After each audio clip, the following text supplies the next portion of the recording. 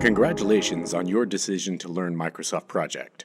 This is one of those programs that after you know it, wow, it makes so many things so much easier than they used to be. And it reduces stress and allows you to take great big projects, the kinds that people put on your desk and say, hey, can you take care of this? That previously would have made you say, okay, I guess, and internally you kind of freak out. And you freak out during the whole time of the project. Instead of that, you can sit down with the software and carefully plan out everything that needs to happen, when it needs to happen, how long it's going to take, if you have any deadlines. You can assign people to work, and Microsoft Project will say, okay, here's your schedule. And the nice thing about it is if something changes, then Project can get in there and say, oh, hey, by the way, in 6 months you're going to miss this deadline coming up. Or there's no way you can make that happen with the resources you have available to you. And then you can plan and make sure that everything runs smoothly instead of wondering, what am I forgetting about, which is the normal way of doing things. The software does require some careful thinking in the beginning, and you'll probably spend more time planning your projects than you did before. But really, this is a good thing, because the time that you spend planning will be made up many times fold on the back end from not making mistakes and poor time estimates. My name's David Lieberman. I run the e-learning department here at Learn It Anytime, and we use Microsoft Project pretty extensively. It's incredibly helpful in our day-to-day operations and also when we plan bigger projects. So it's really my pleasure to show you how to use Microsoft Project. Just so you know, this class is designed for you to follow along with. It's not just watch it on TV, it's experience it like a real class. So there'll be times where I'll advise you to press pause and go try things yourself, but you can feel free to do that at any time until you feel comfortable. Also, once you get to the point where you feel like you can do something, go ahead and build yourself little mini projects as you go. Now, it's best if you pick something to practice with that's real world.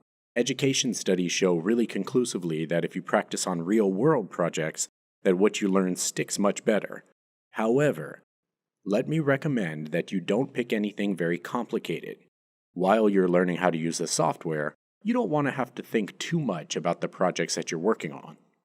So pick something easy, but that's real to you. So maybe this is something you did before already, or something that you've really got down pat.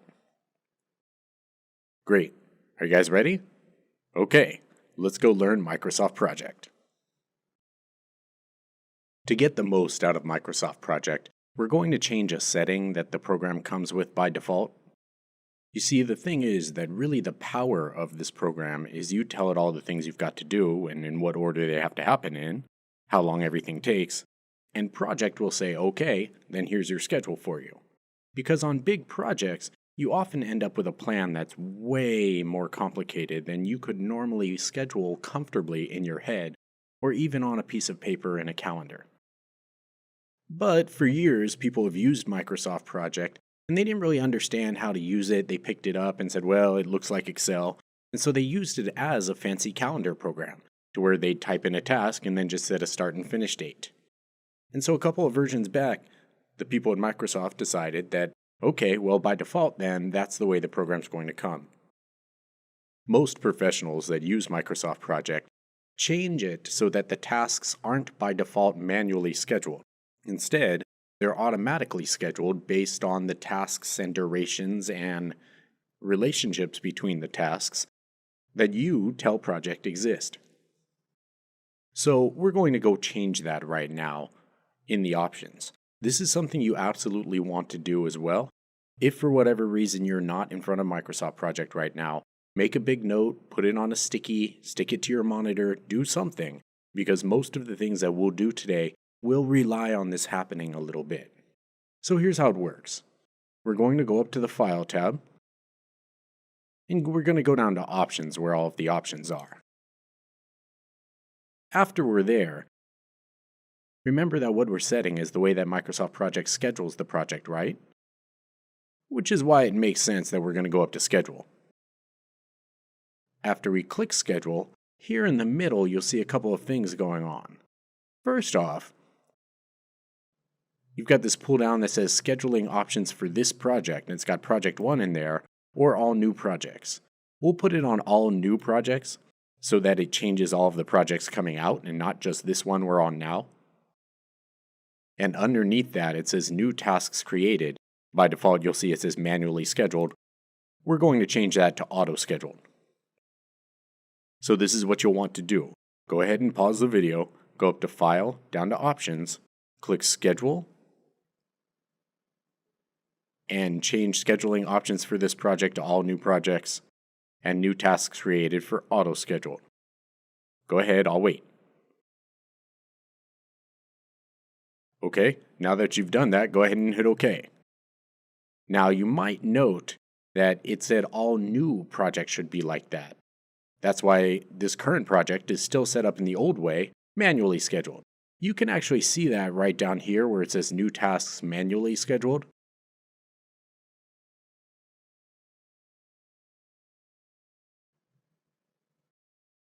If you want to, you can change this one project by opening that up and choosing auto scheduled. Or you can just start a brand new project by going up to File and clicking New and choosing a blank project. Either way, let's make sure on yours that down in the corner you've got new tasks being auto scheduled, and then we're ready to start building.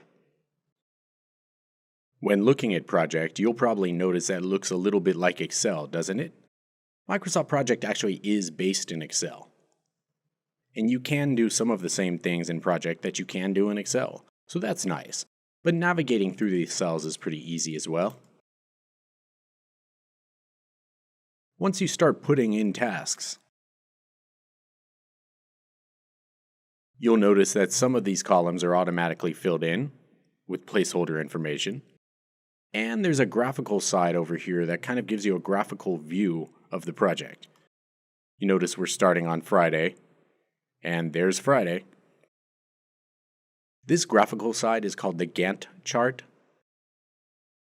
and it's a representation of the way that people used to map out projects by hand.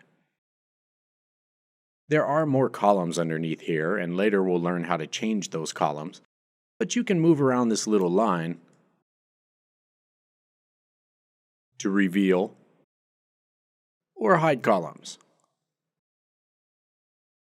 A nice thing to keep in mind is that when you print Microsoft Project, it prints the same view that you're looking at right now. So if I get rid of the Gantt chart won't print. Or vice versa, if I only love pretty pictures, I can do something along the lines of that. Make sense? Now up on the top you see the standard ribbon that most Microsoft programs have. You'll notice there is no Home tab. Instead, the Home tab is the Task tab, because primarily we're working on tasks, right? And then the other tabs just sort of make sense. For example, if you're looking to print reports, you'll probably head your way over to the Report tab. If you're changing the view, you've got View. Formatting we'll do later. The Project tab is made specifically for things that you'll set project-wide. For example, if we go to the Project tab, here we'll see information about the project, like when it starts and things like that. And change working time, where we'll go to change project-wide calendar settings. Make sense? Either way, we'll spend most of our time on task. Couple of other little things. Down in the lower right-hand corner, there's a little zoomy tool so you can zoom in for all your zoom needs. You'll notice that what's actually zooming here is the calendar itself, is the Gantt chart, but not the text.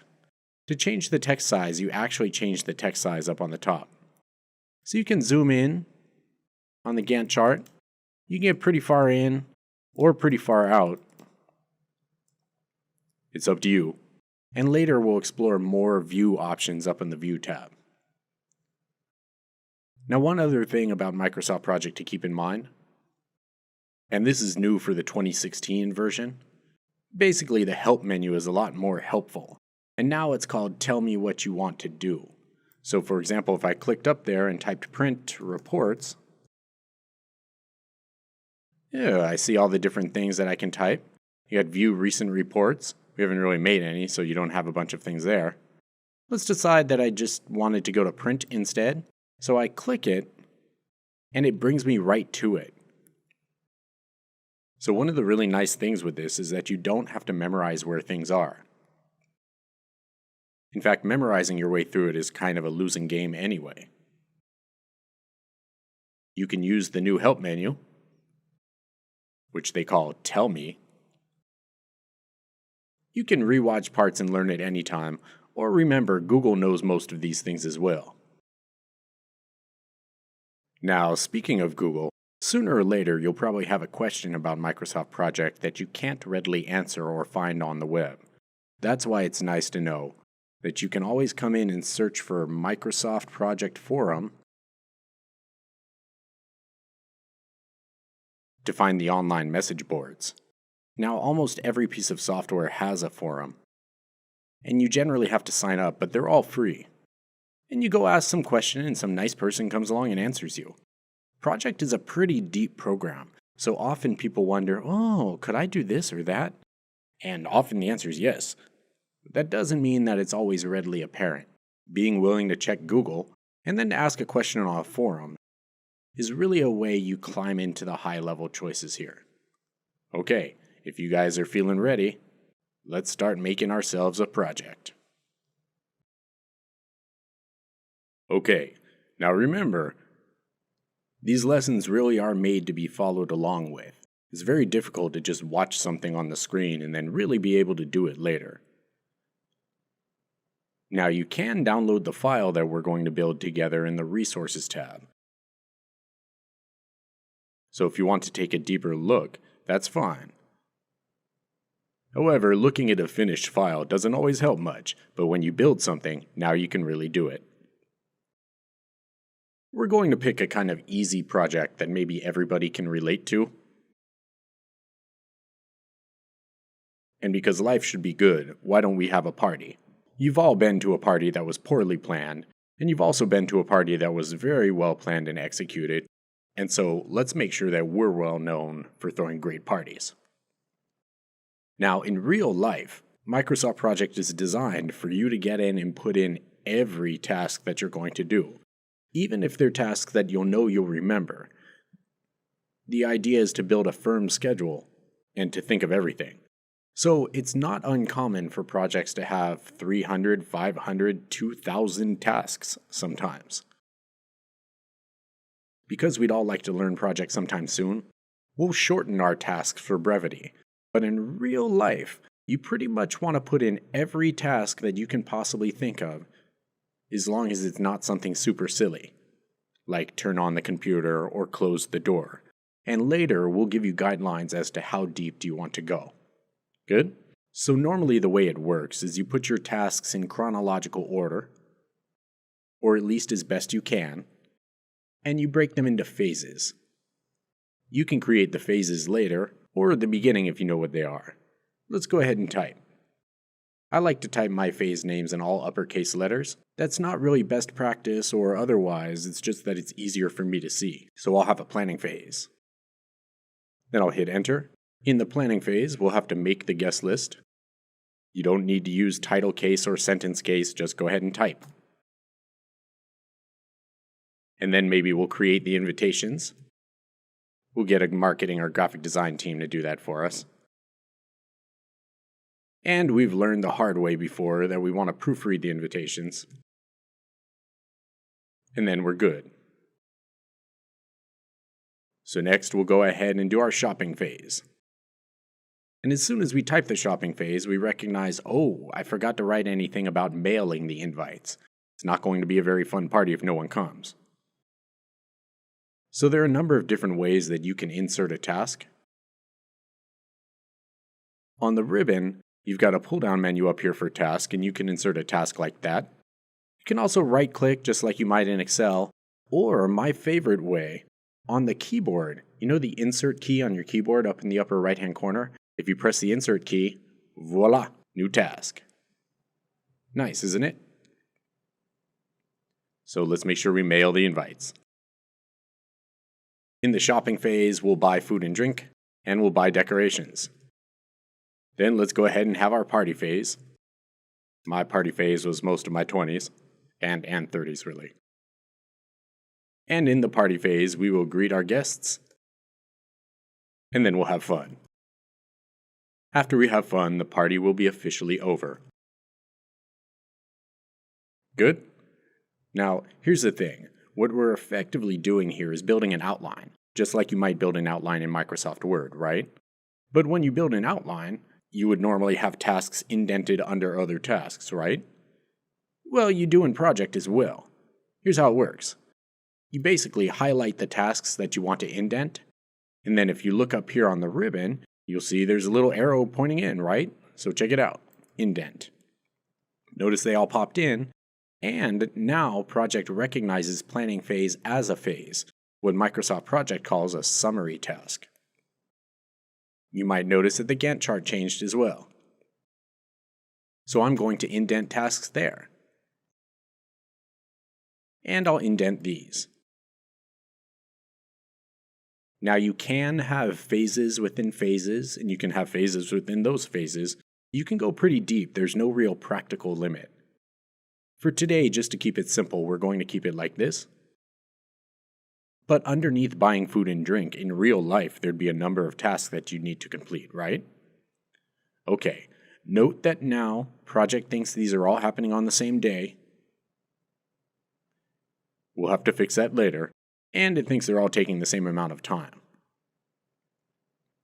But what we've done here is the first thing that you do when planning a project. Now, it's important to keep in mind that project managers are not really expected to know how everything works. Really, you're the organization get-it-done person. So as a project manager, you might be doing an awful lot of walking around and having meetings and sitting down with people and saying, okay, what comes next and what comes next and what comes next. Please resist the urge to plan out everything all at one time. Generally, when you keep your eye on one task, like just making a big list of tasks, then you can come back and focus on how long those tasks take and who will do those tasks. Focusing on one thing at a time gives your brain a chance to really get in the zone. You know, in the zone? Studies have shown that multitasking really doesn't work.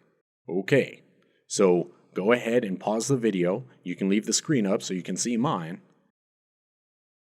And let's make a list of phases and tasks. Make sure that you indent your tasks as you go. If you want to experiment and make a project on your own, that's a pretty good idea.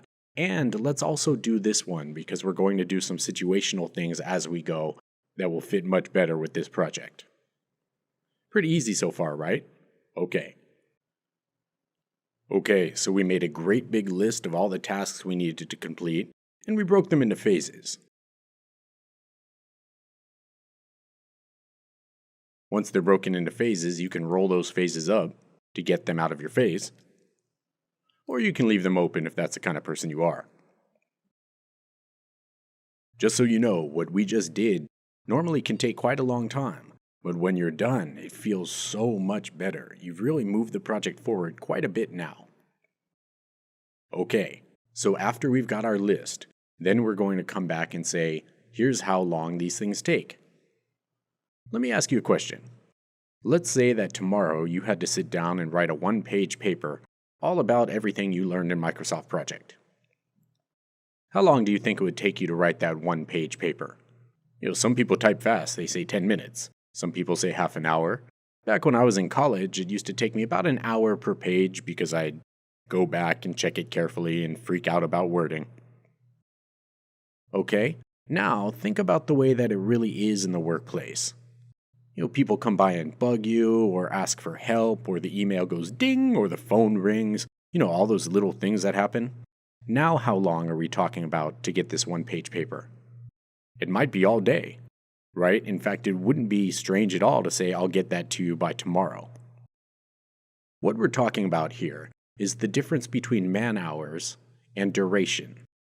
Man-hours is the number of hours that people put in, and duration is how long does it take between you've started the task and when you've actually finished the task. You see, people inherently are very bad at estimating time, because most of the time we jump right away to man hours and don't really think about duration. So as a project manager, that little speech that I just gave about, okay, now think about the way it really works around here, where people come by and talk to you and ask you to do things, and the email goes bing, now how long do you think it's going to take? That'll be a speech that you'll become pretty comfortable with giving. And then after people have heard it a bunch of times and you've educated them on how duration works, you'll be able to slow down. Just so you know, the official term for man hours in Microsoft Project is called work. In the normal project nomenclature, man hours are officially referred to as effort. And again, the time between start to finish is duration. So we're going to roll down our duration column here and put in durations for our tasks. Now this part's important. You won't put in a duration for the phases. The phases are basically just categories or intellectual structures. They're not really things that you do. The tasks underneath are the things that you'll do. The phase durations will be automatically calculated based on the duration of the tasks underneath and the order in which they need to happen. Ready to go? Okay, let's do it. So let's say that making the guest list is being done by a committee. So even though there might be just an hour or two of work in there, we're going to give it 3 days to actually happen.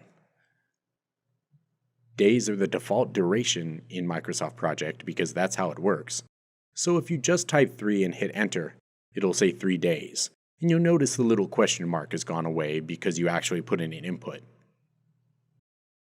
If you've ever asked a marketing department or a graphic designer to do something, you know those things take a lot longer than you would think. And they're probably already busy. So let's say that we go talk to the director of marketing and they say, yeah, you better give us 3 weeks to make those. For weeks, you type W. Okay, here's what you get. You've got days, weeks with W, hours with H, minutes are M. Now you can actually do months with MO and years with year, but in general, when you ask someone how long something's going to take and they say, oh, 3 weeks, that's just a guess. So in the next section here, we'll talk about what to do when that comes up, but usually it means digging further down. Let's say proofreading the invites takes 3 days, and again, remember that's not sitting down for 3 days straight, it's just give me 3 days to do it. And mailing the invites is going to take half a day, so I'll put 0.5 days.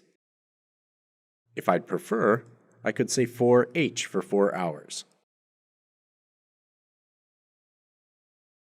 Buying food and drink will give someone half a day to do that. And people will probably be driving all over Earth and ordering things from the internet to buy decorations. So let's give people 3 days. Now we're in our party phase. These times are going to be a little tighter because it's in real time. Let's greet guests for 2 hours. Hopefully everybody will be there then, and we'll have fun for 4 hours. Now the party over is not really a task, it's a moment in time. A moment in time is referred to as a milestone. Other milestones might include the beginning of the project, a contract being signed, first payment coming in, reviews for the project, those types of things. Either way, the way you make a milestone is you tell it how long it takes. And remember, a point in time takes 0 time. To create a milestone, you just put in 0 in duration. And when you hit enter, notice you've got 0 days here, and also a fancy little graphic over in the Gantt chart. Okay, so the most important part here is that duration and man hours are not the same, and that we tend to estimate with man hours. The second most important part is that you don't set durations for the planning phases. If you did, it would let you do it. Look, if I came in here and set 10 days, it would allow you to do it. You might get some graphical representation, see it turned red, and also the task is changed to a manually scheduled task. You can see that over there with the little push pin.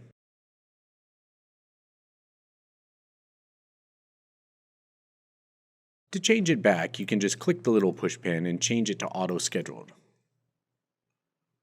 Okay, so on your project, let's roll down and make it look like this one. And if you haven't made one yet, go ahead and start a little project on your own. Remember to keep it simple. And pick something that's real to you. When you're ready, come back, press play, and we'll move on. Okay, so in real life, sometimes you'll be faced with a task, and when someone asks you how long is that going to take, or you ask a subject matter expert, the real answer is I'm not sure. So for example, a little while ago I had to, in my personal life, replace a garbage disposal. I figured it would take a couple of hours, but it ended up taking me all day. If instead of just guessing, I stopped to think, well, how long is it going to take me to clear the underneath of the sink? And then how long is it going to take me to take the old garbage disposal out? And then how long is it going to take me to go to Home Depot on a Saturday?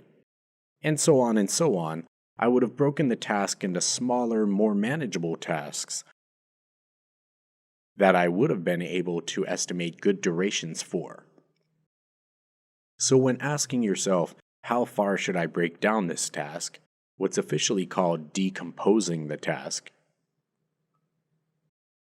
Best practice is to break it down until you can accurately and with confidence estimate a duration. Those are the important words, accurate and confidence. You might even use those words when talking to your subject matter experts. If they give you a duration, you can say, okay, are you confident that that's accurate? And if they say, well, that's when you start breaking the task or decomposing the task down further. For example, creating the invites could be broken down into meeting with the team, creating a rough draft, creating revisions, submitting the final, and any final revisions. Make sense? Today we're going to keep it simple, and in the real world, that's how you do it. Now, let's say that when you go and talk to the marketing director about creating the invites, you ask them how long it's going to take. They say, well, it might take us 3 weeks, it might take us a month, maybe 3 days if we really hustle. And you say, well, I am a project manager, and so I need to put in something. And they say, well, put in 3 weeks. Right? And so that's what we've got here. You're probably going to want to mark that as an estimated duration, and you'll want to leave yourself notes as well. Happy project managers are project managers who notate everything. Because in 3 months from now, when somebody comes and asks you, hey, what happened with that? And you don't know, it's you who looks bad, right? So if you're trying to do something fancy on a task, basically, a pretty good bet is to double-click that task and then look around. So we've got create invites right here. We've already got 3 weeks on it. If I double-click and I look around, on the General tab, and actually on the other tabs as well, up in the upper right-hand corner, you'll have Estimated. Do you see where that is? So if I click Estimated, I can click OK. And now notice that you've got this little question mark that shows up next to the duration, and you can print reports or filter for estimated tasks. Now remember, we're going to leave ourselves notes as well. So again, it's double-click the task for anything fancy, and we'll look around and look at this tab set up for us called Notes. Now if I click it, I can leave myself a note. Maybe I'd write something like this. Best practice is generally the date, the title of the note, and the actual note. Now take note that when you're making notes, there isn't a way to set up reminders for yourself.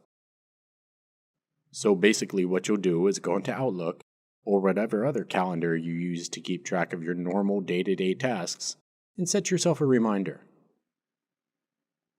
When I click OK, look, you have a cute little note. You can roll over it and it'll tell you the note. You can also print a report with notes. Most of the time that you're going to be reading the notes, you'll go to a task, notice that there is a note, and double-click and read the notes. Now, leaving these notes are nice, but sometimes just one task can have lots and lots of tracking that you need to keep track of just to notate where you are on that task. So if you're keeping tighter documentation, or if a task has attached documents like a contract or something like that, you might want to link tasks to an outside document. The way that works, it's pretty easy. You find the task, and then you're going to right-click it. Strangely enough, there is no button on the taskbar to add a link. So I'll give it a right-click, and go down to Hyperlink, which is strangely below my screen right now. You can either click Hyperlink, or you can do Control-K, which is the shortcut for Hyperlink in every Microsoft product. Either way, after you open it up, then you can just browse to the file. I've got a file on my desktop here, a contract. Click OK. Oh, look at the cute little earth and chains. The way that it works is you roll over, you have to wait till you get the little finger there. Give it a click. Sometimes it asks you if it's okay to open. You tell it, yeah, go for it. And here's your attached contract. Now, it is important to note that if you send this project to someone else and they click the link, if it's linked to a file on your desktop, they're not going to be able to open the link. So you might consider putting linked files somewhere on a shared network drive or something like that. So we've done a couple of things here. We double-clicked a task to leave a note, and also to set the duration as estimated, which you can find in the corner of every tab. And we hyperlink to an outside file by either using right-click or Control-K. Now's a good time for you to try those yourself. Go ahead and mark a task as estimated duration, leave a note about it, and while you're at it, why don't you go ahead and link to an external file? Pretty fun, huh? This is the world of project management. Now that we've created an organized task list and entered in durations, it's time to come back and put these tasks into order. As you might notice, right now, Microsoft Project thinks that all of the tasks are starting at the same time. And some of these tasks absolutely may be able to start at the same time. But in real life, that's not how it works. So we'll have to come in and say things like, this task needs to finish before we can begin that task, and so on and so on. So let's make that happen. Here's the way it works. You generally start up at the top of the list, and you say, okay, what's dependent on this task finishing before it can start? So basically, what comes after the task I'm on right now? So we've got make guest list, and we look at the next one, create invites. Do you have to totally finish creating the guest list before you start making the invites? Not really. The design team could be working like crazy on the invites while you're making the guest list, right? So those two tasks aren't dependent on each other. So what I'm going to do is look down the list until I find one that is dependent on make guest list. And if I'm carefully looking down, I found one, because you certainly can't mail the invites until making the guest list is finished, right? Okay, here's how that works then. I'll click Make Guest List. If they were right next to each other, I could just highlight down, but they're not. So instead, I'll hold Control and go click Mail Invites. You see I've got them both now? And then up on the ribbon, I've got this cute little link button to link these tasks together. When I click it, you'll see maybe that the dates changed. In fact, the things that are highlighted are things that changed. That's why they highlight. And on the Gantt chart, you'll see that the graphical representation has changed, saying, hey, making guest list needs to totally finish before we can mail the invites. Make sense? Remember that you hold Control to do it. Go ahead and pause the video and try that on yours. Link making the guest list to mailing the invites. Okay, let's continue down the list. So next I go to create invites. Do I need to create the invites before I proofread the invites? Pretty much. So I'll highlight those and link. Do I need to proofread the invites before I mail the invites? Also yes. So I'll highlight those and link. If they're right next to each other, you don't have to hold control, you can just drag over them.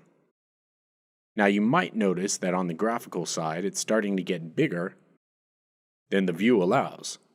If you want to, you can go up to View and view the entire project. It'll change the zoom. After a while, the graphical Gantt chart gets a little bit too complicated to really look at, but in the beginning it's really nice. Okay, so I can link mail invites to the whole shopping phase if I wanted to. You can link tasks to phases, or phases to phases, or you can link phases to tasks. People argue about it as they like to argue about most things. Some people say you should only link tasks to tasks because you really do tasks and phases are just intellectual constructs. For the purposes of this class today, we're going to link the task to the shopping phase. So I'll go ahead and link that one. Back on the Task tab, I'll click Link. And we'll link the whole shopping phase to the party phase. Link. And down here in Greet Guests and Having Fun and Party Over, we'll go ahead and link all three of those together. Now when I link a task to another task, I've set up a task relationship. So officially, Having Fun is a predecessor to Party Over. A predecessor is something that comes before something else, right? That's part of the official language, by the way. A predecessor is a task that comes before another predecessor. And if you move the little divider out of the way, you can see predecessors here. So go ahead and pause the video, and let's make sure that your project looks like mine.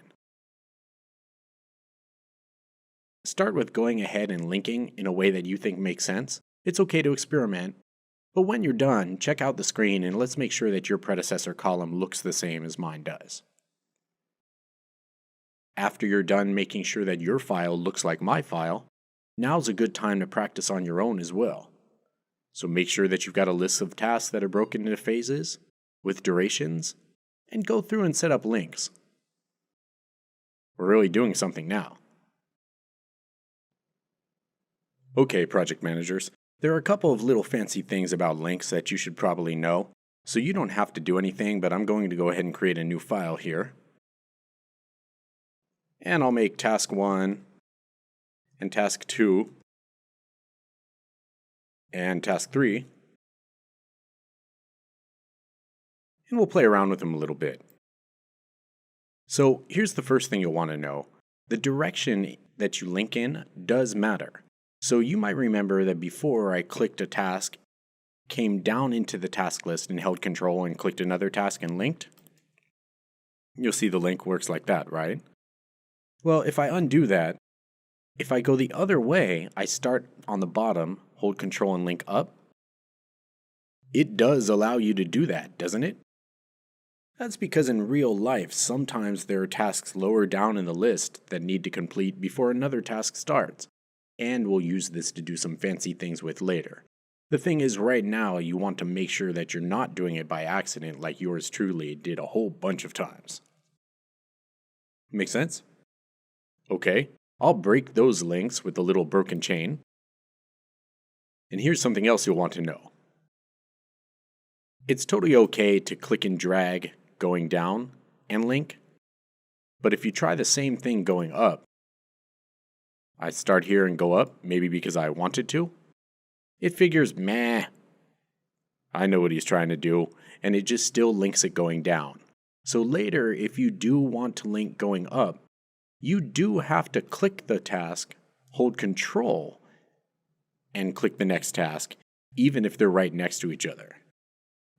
Make sense? I'm going to break all of these links. Here's something else you'll want to keep in mind.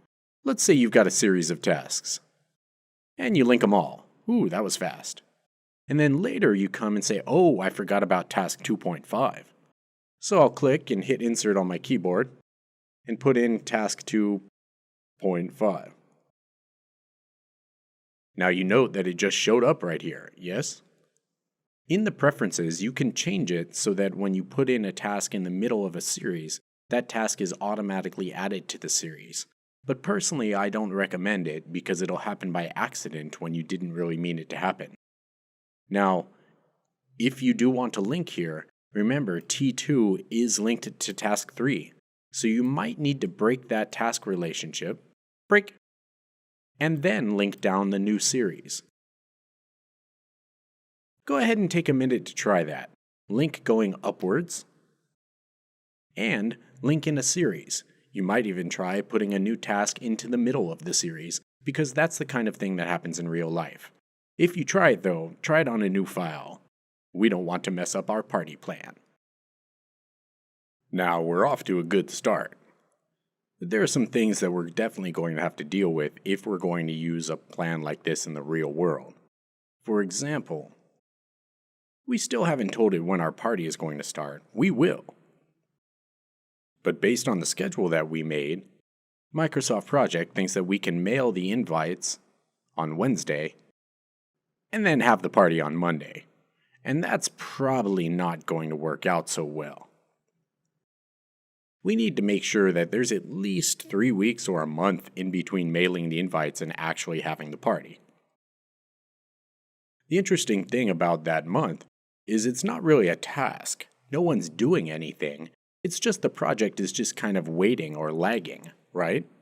When a project is lagging, they call that lag time. And lag time occurs for a number of different reasons. For example, you might be waiting on a signature, or waiting for cement to dry, or basically waiting for one of the many myriad of reasons that projects just end up waiting. So let's learn how to put in lag time. Here's how it works. So we had linked mail invites to the shopping phase, right? We'll put the lag in here just to make it simple. Here's how you do that. Basically, you double-click the second task. So in this case, it'll be the shopping phase. So I double-click. Ooh, and I get this neat little box opening up. Now the thing is, you don't have to memorize the things that are in this little box. If you remember that to do fancy things to a task, you double-click the task, you're pretty solid. Then you can just look around until you find what you want. Now remember, when you make a link, what you're actually doing is creating predecessors, tasks that come before other tasks, right? That's probably why we'll use this predecessors tab. When you click it, it says, hey, we're talking about the shopping phase, and the predecessor is mailing the invites, and if you look over here on the side, we've got lag time. Let's give ourselves 3 weeks in between mailing the invites and starting the shopping. So I'll just type 3W and hit OK. Now you might notice that my graphical side sort of shot off into nowhere, so I'll go up to View and view the entire project. Oh, look at that nice lag time there.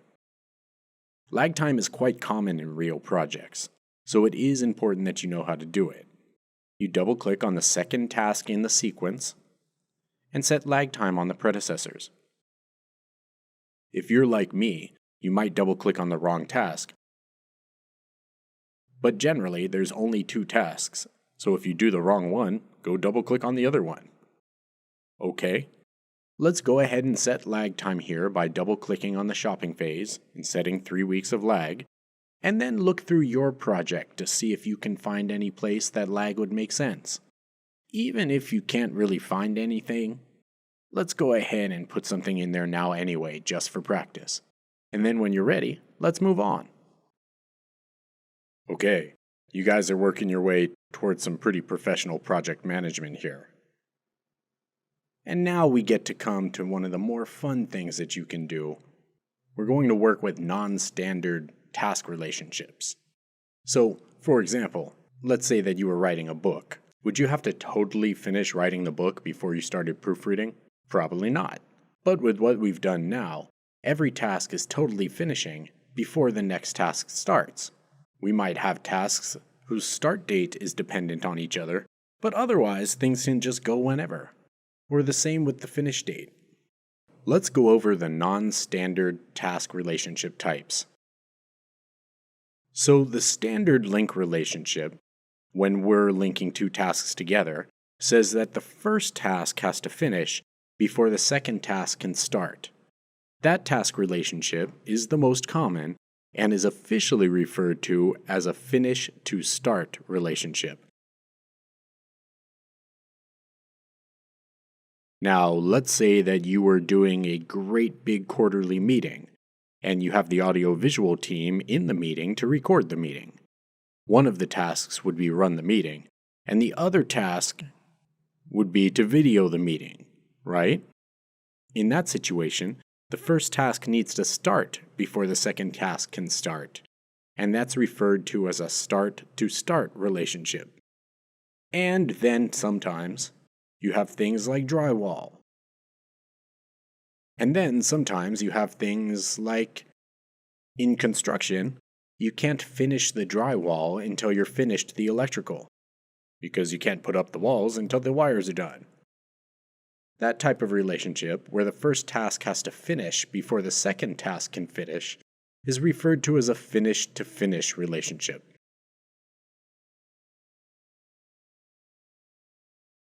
There's a fourth relationship that doesn't happen often, but we'll learn a cool trick with it, called a start-to-finish relationship.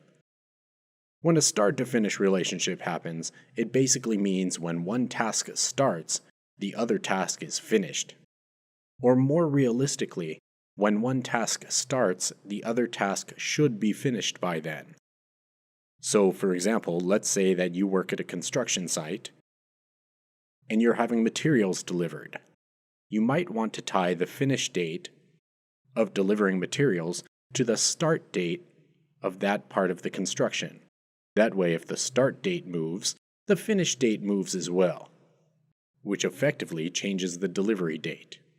We'll look at that one a little bit more later. Right now, the important non-standard relationships for you to know about all plug into the sentence, the first task needs to blank before the second task blanks.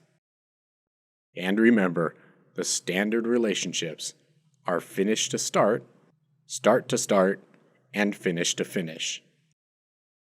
Make sense? Great.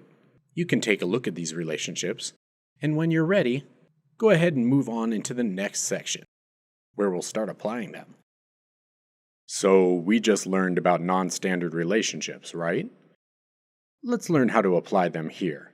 For example, we've got make the guest list, and create invites, and then proofread invites, right?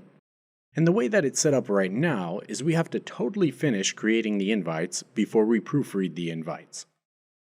If you've worked with designers, you've learned it's a pretty good idea to proofread the designs before it's totally finished.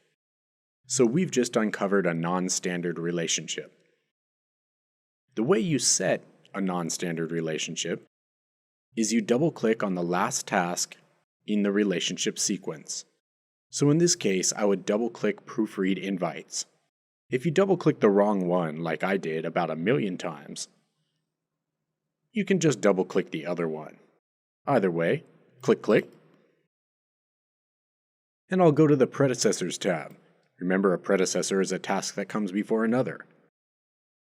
So we say, okay, we're talking about proofreading the invites, and the one that comes before is creating the invites.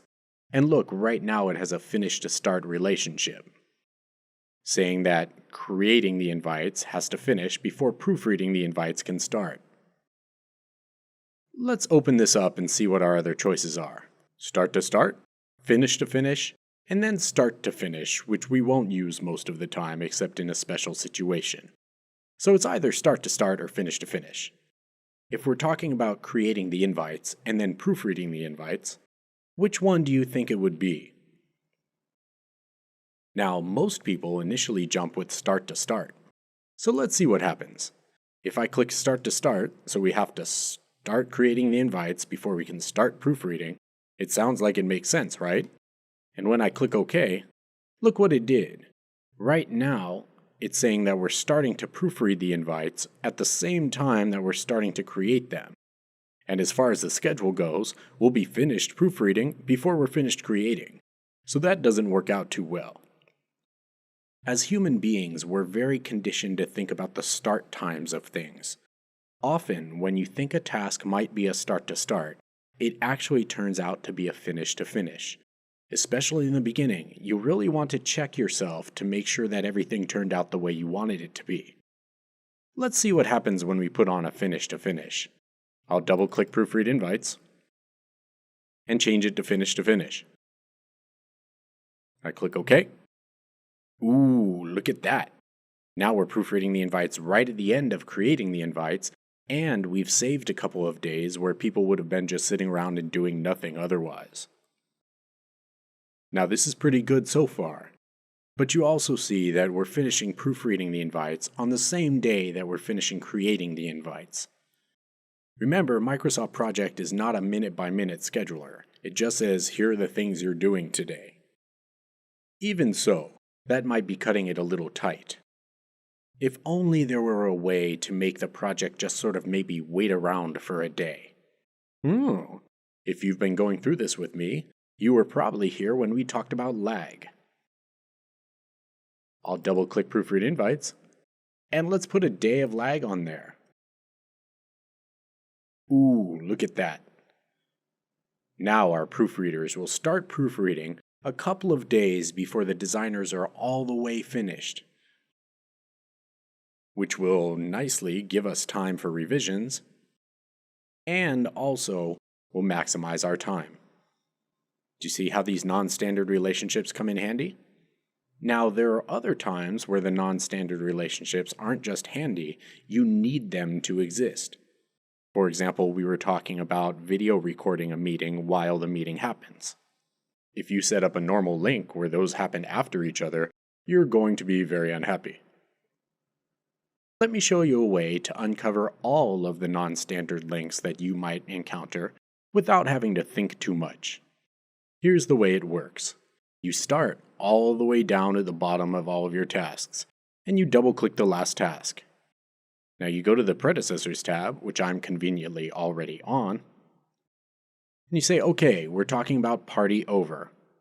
Right now, it says that before the party is over, we have to totally finish having fun. Is that true? I mean, it's kind of a depressing thought. But for this project, that would be true. So we say, okay, great, and I click OK. And I go click the next one, click. Do I have to totally finish greeting the guests before I start having fun? Oh, maybe not. In fact, we could probably start those things at the same time. So in this case, I've found a start-to-start relationship. So I'll change that one right there to start. And I click OK. If I were to zoom in on my Gantt chart, you could see that now those two things are physically represented as starting at the same time. Pretty nice, right? So what you do is just basically swing through your whole project just like that. Click. No predecessors here? Okay. Click.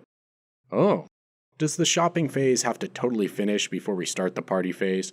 Yes, it does. So we're good, we click OK. And you move all the way up through the whole thing like that. Does that make sense? Okay, so let's do this.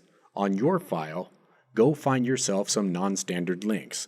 You can move your way up through the project in a reverse order, like we just learned, or if you're some sort of non-standard linking genius, you can just intuit them.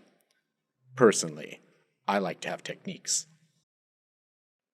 We're going to learn a really interesting situation that will make you happy and better than most people who use Microsoft Project on a day-to-day level. And we're going to do it with some non-standard techniques. If you look at the three tasks that I've got here, we've got sign the contract, and then order supplies, and then build the product, right? The thing is, if build the product moves, you want order supplies to move as well. So for example, let's say I sign the contract, and I'm going to link that to build the project. Link. And order supplies, and I link that to build the project. Link. You don't have to say link when you make the link, but it does kind of help.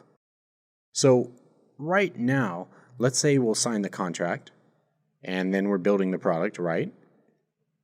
And maybe we'll have to send it through HR, and so we have some lag time in there. So I'll go double click, and HR wants a month of time to look through the contract and send it to legal. So I'll come in and I'll add a month of lag time. I click OK. Now I'm going to change my view here so I can see the entire project. So what we see is happening is we're signing the contract and ordering supplies pretty much right away. And then a month later, we're actually building it. You know, in the real world, it's a pretty good idea to order the supplies much closer to actual construction because we've all seen things change about 1,000,000 times. And if the job changes or goes away or the supplies are perishable or take up a lot of room, none of those are really great situations. So what we're going to learn here is a way to link ordering supplies to the start date of building the product. So that way, if build the product moves, ordering supplies will move as well. Pretty sophisticated, isn't it? Okay, here's how it works. What you might want to do is go ahead and create a little project that looks just like mine, where it just has 3 tasks: signing the contract, ordering supplies, and building the product. Go ahead and press pause and do that. Okay, now I'm going to link sign the contract to build the product. I'll put a little link in there. And I'll link order supplies to build the product.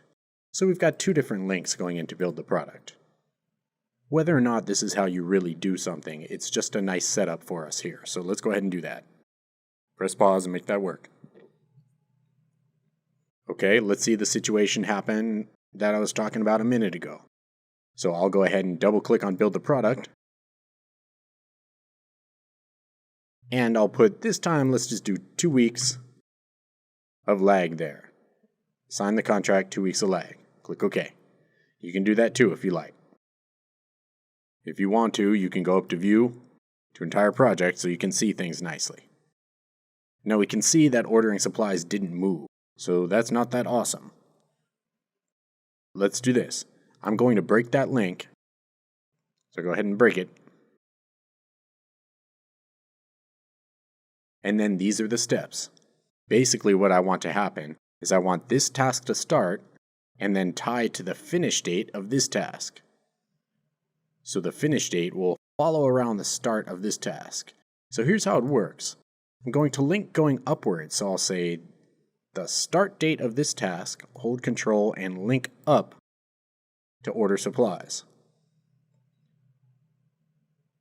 I'll create the link, which is doing something. It's going the other way here, and then I'll change the type. So I'll change the type to, instead of finish to start, I'll put on a start to finish. Click OK. Now you'll see their finish dates are tied together. And if I change the lag time, maybe just 1 week, they move together again. Alright, so let me show you that again real quick. I'll break the link here, so it's just regular all sitting here. So you link going up, and then you double click the higher one and change the type to start to finish. So you link going up and then change the top one to start to finish. Go ahead and try that now. Pretty interesting, isn't it? And sophisticated. You can go around your office tomorrow showing all these people the things that you've learned, and they'll all think you're pretty amazing. But wait, there's more. Let's say you'd like to give it a day or 2 of wiggle room, because deliveries aren't always on time. Good thing you know how to give wiggle room, right? That's right, lag. Now, lag works normally forward in time. You put a day of lag and it'll move a day forward. If you want to move it back in time, you put negative lag.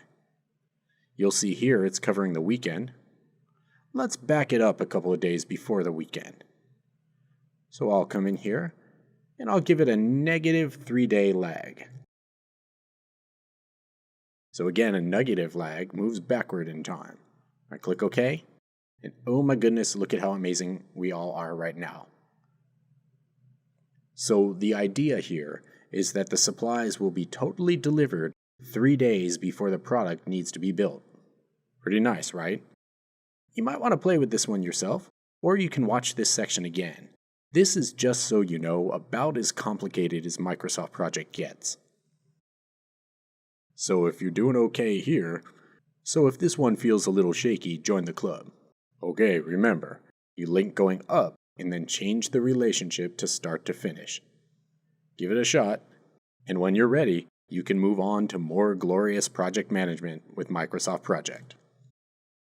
Now, you've probably noticed that we haven't come in here and put in any deadlines or anything like that. And normally, projects start with a deadline, and so there's a very good reason that we didn't do it that way.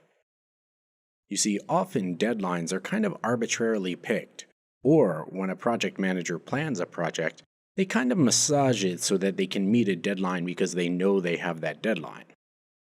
Best practice is to plan the project out as honestly as possible first, and then you see if you meet your deadlines. In fact, honesty is one of the key concepts that project management revolves around, and it doesn't mean lying or not lying. It means kind of being real. Project managers keep it real. Okay, but now we're going to come in and put in deadlines and also put in start dates. Now, there are a couple of different ways to do this. I'm going to go ahead and start up a new file. You don't really have to do anything. And let's say that we have 3 tasks.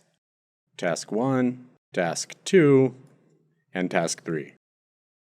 We can manually set any of these tasks to start and finish on a particular day. Instead of automatically scheduling, they call it manually scheduling, and it's one of the ways to set a start day. Now, before we do it, there are some disadvantages inherent in setting tasks as manually scheduled tasks. But the organization that you work for might do things like that, so let's take a look at it, and then I'll suggest another way for you. Let's say I'll set Task 3 to begin on February 1st. I can change the task mode to manually scheduled, and I can change the start day to February 1st, and I can either set a duration or I can set a finish date. It's kind of the same thing. If I set a finish date to February 5th, the duration changes to 5 days.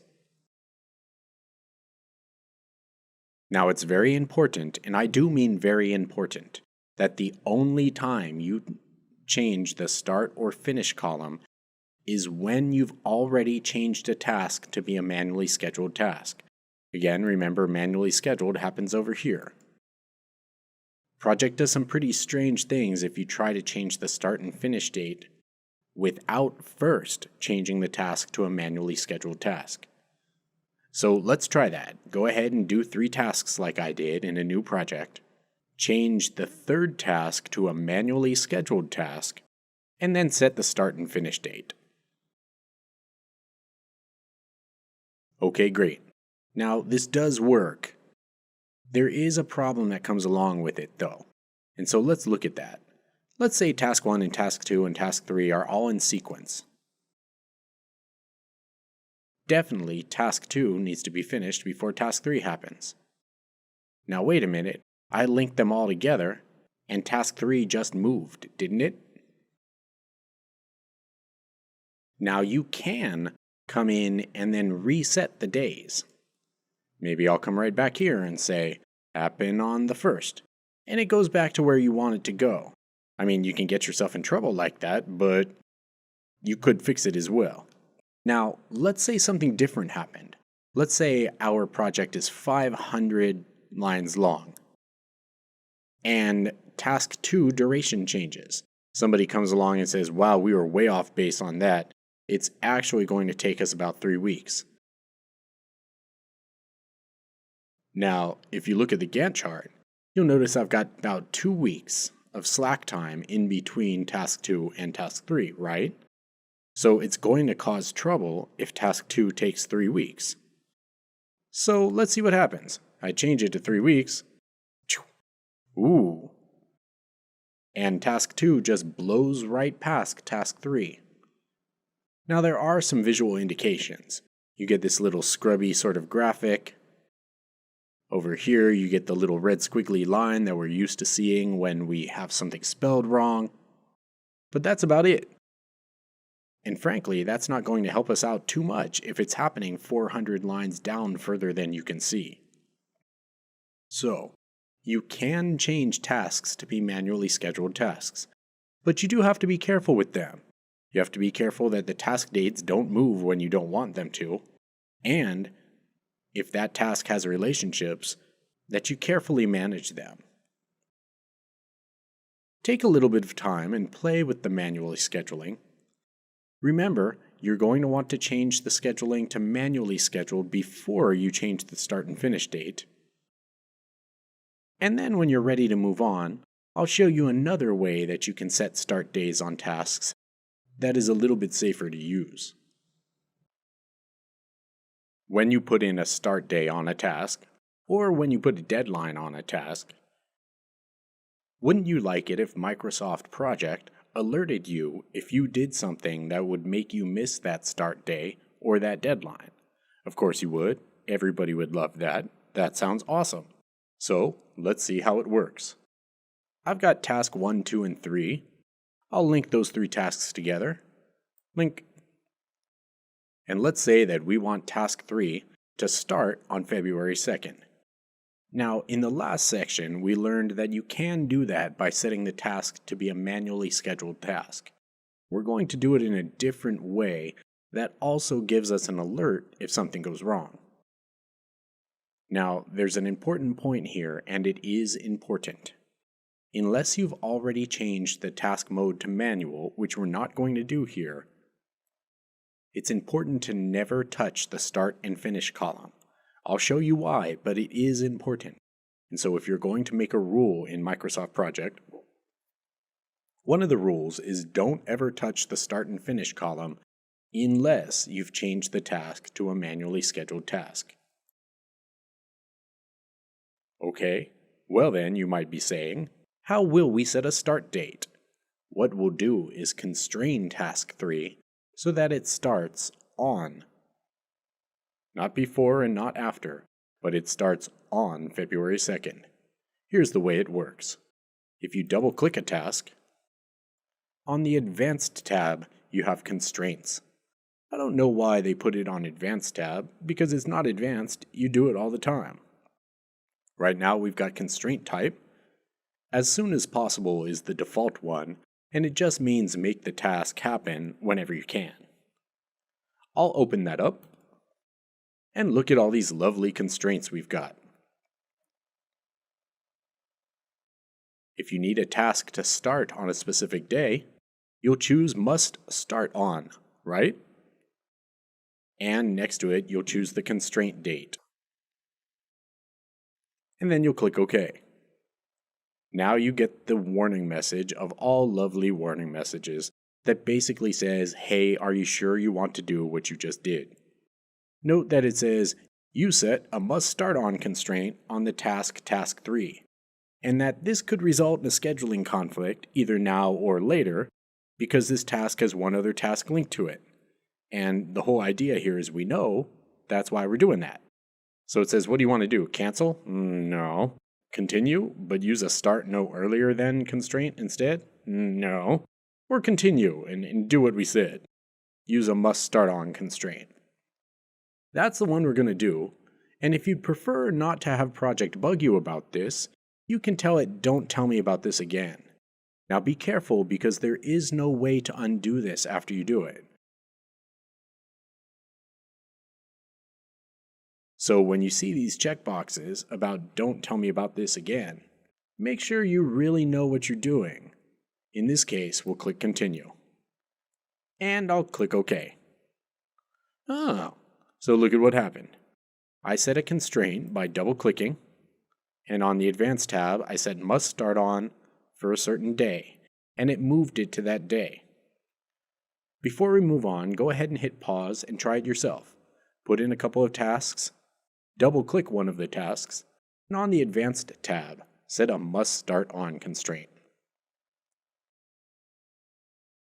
Now you're saying, that looks like it's pretty much the same thing as what we might have done before when we manually scheduled a task. Well, except it is a little bit different, and here's why. Let's say I'm working and doing some things. Maybe I had some other tasks that later I decided I spelled wrong, so I would get rid of them. And then somebody comes to me and says, hey, task 2, David, is actually going to take 3 weeks. So I say, okay, I guess I'll put that in there. So I change it to 3W, and ooh, what the what? This action will cause a scheduling conflict. Task 3 has a task constraint or is linked to a task that can't move. And as a result, the constraint or the link can't be set. This is the error message that pops up every time that you break any kind of constraint. And it pops up right away, which is pretty awesome, because you know what you just did, in this case, said that task 2 would take 3 weeks, can't work within the current confines of the project. Now, if you click continue, it's just going to blow right past task 3. So that's not really what you want to do. When you see this little guy with the broken little squiggly link, every single time you'll click cancel. You can click cancel by clicking cancel and clicking OK, or you can just click cancel on the big button that says cancel. What's important is that whenever you see this, you know that something just went wrong with one of your constraints. You click cancel, it puts it back the way it used to be, and you figure it out. So that might mean you have to do some pushback on task 2 can't take 3 weeks, or maybe you'll change the deadline. Either way, if task 3 were 400 lines down, it wouldn't be a vicious surprise in 2 months. You'd know about it right now. Nice, isn't it? Okay, here's what's important though. When you're practicing, and this happens in class all the time, so listen up. When you're practicing, if you set a constraint and then break it immediately, often the alert does not come up. It's just a bug in the program.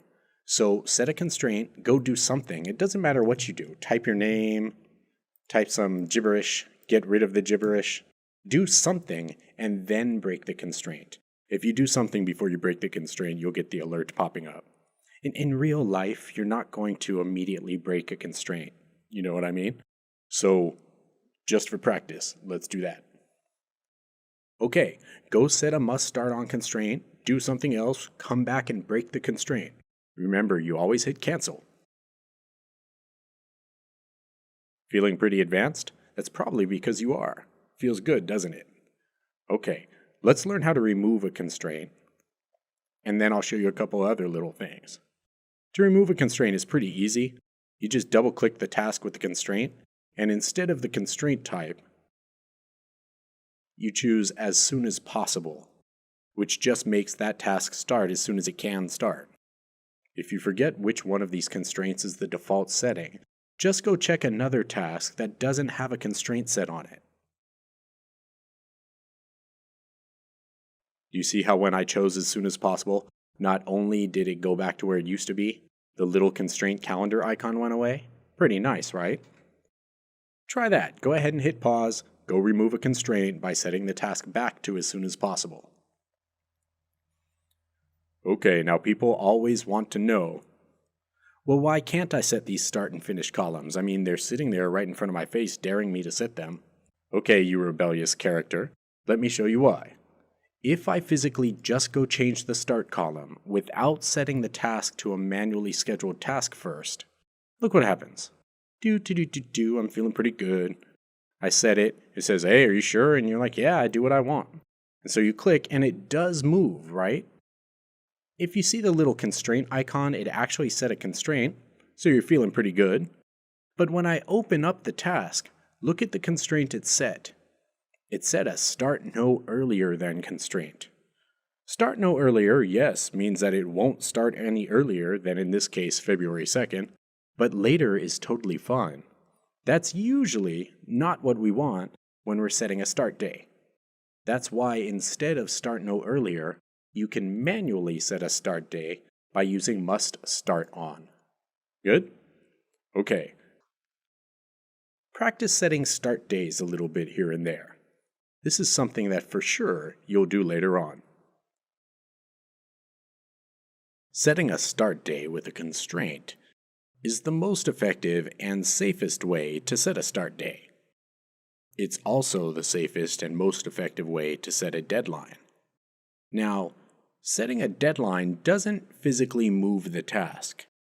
For example, let's say that we were going to set a deadline for task 2 on January 25th. All that means is that task 2 can't move past January 25th without triggering an alarm. Here's how it works. We'll double-click task 2, and on the Advanced tab in Constraints, we'll choose Finish No Later Than.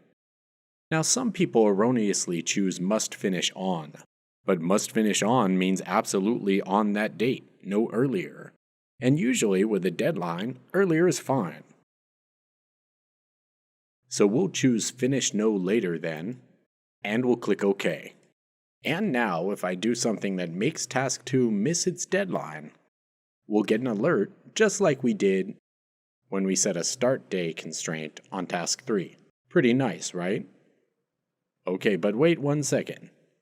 When I double-click task 2, you'll notice, or you might notice, that there seems to be a choice here for deadline specifically, which sounds pretty good. The problem is if you set that deadline, it doesn't set an alert. If you break the deadline, all it does is put a little red exclamation point next to that task. And again, if that task is 500 lines down, a little red exclamation point doesn't really help very much, does it? If you want to make a rule for yourself, deadlines and start days are best set with constraints. Now, of course, you can use constraints for the other types as well. If you have something that absolutely needs to finish on a specific day, well then Must Finish On comes in handy, doesn't it? Don't start any earlier than a specific day, or be careful not to start any later than a specific day. Constraints are pretty all-encompassing. For the most part, though, you use them for start days and for deadlines. Take a little bit of time to practice setting constraints, as they're some of the most important parts of using Microsoft Project. Now that we've learned all about constraints, let's go ahead and put a must start on constraint on our party day. So we're going to go ahead and pretend it's a 4th of July party. So I'll double-click the first task, Greet Guests. Go to Advanced. Choose Must Start On. And in July, the 4th of July is a Monday, which we'll get off, so why don't we do the 1st of July? That's a good time for a party. And we'll click OK. Now we'll notice, if I go to View an Entire Project, that yes, the party moved out, but now we're doing shopping way before the party ever happens. That's okay, because we know how to set links so that the party shopping will happen right before the party. Let's make that happen. Now currently, we've got a finish to start relationship set up between the shopping phase and the party phase. That means the shopping phase needs to finish before the party phase starts.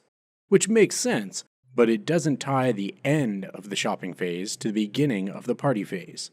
So let's make that happen. I'm going to break this connection here.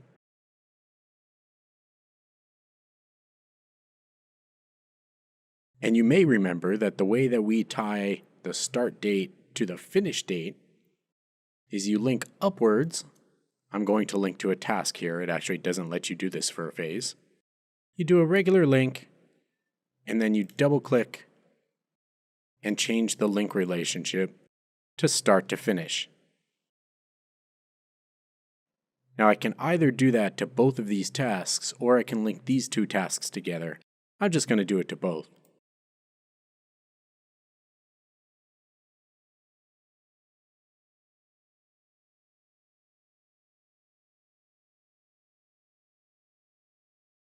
So you'll note that the Gantt chart is getting a little bit wonky looking over here, but it's doing what we want. Notice that buying food and drinks both finishes on the same day that we're setting up the party. Pretty cool, isn't it? Now, if we wanted to, we could set deadlines on mailing the invites and anything else that would make sense, but for the purposes of this exercise, we're doing pretty well so far. Okay, if you'd like to go ahead and do that on your party project, feel free.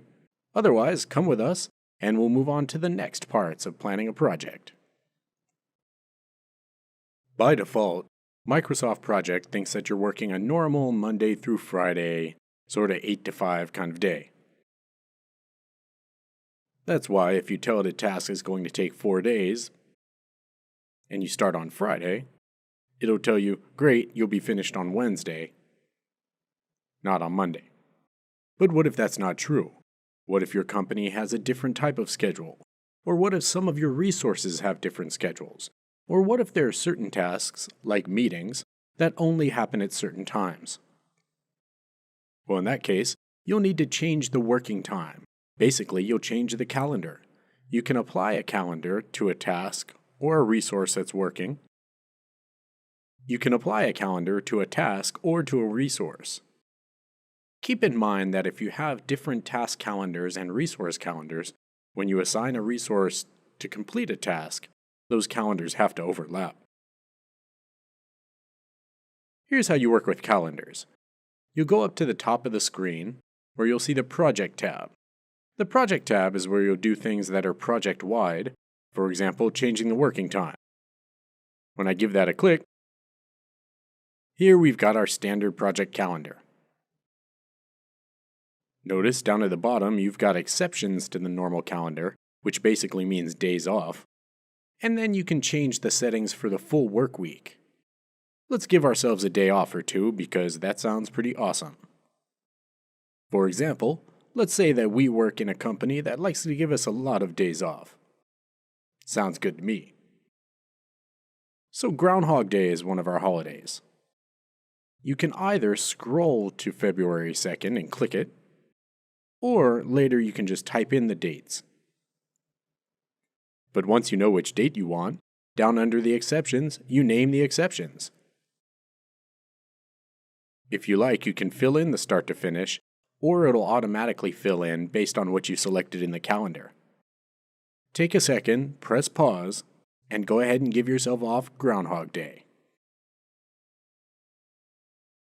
Okay, by the way, you don't have to do every holiday.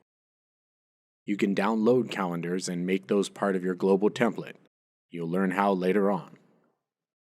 But let's say you need to change the actual time that you work or the days that you work on. That all happens here under Work Weeks.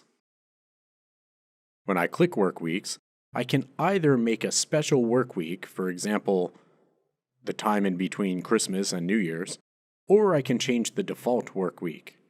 To change the default work week, you simply double-click it. You'll note that you'll have Monday through Friday.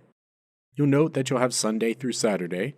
And if you click a day, you'll see the default times that are already set.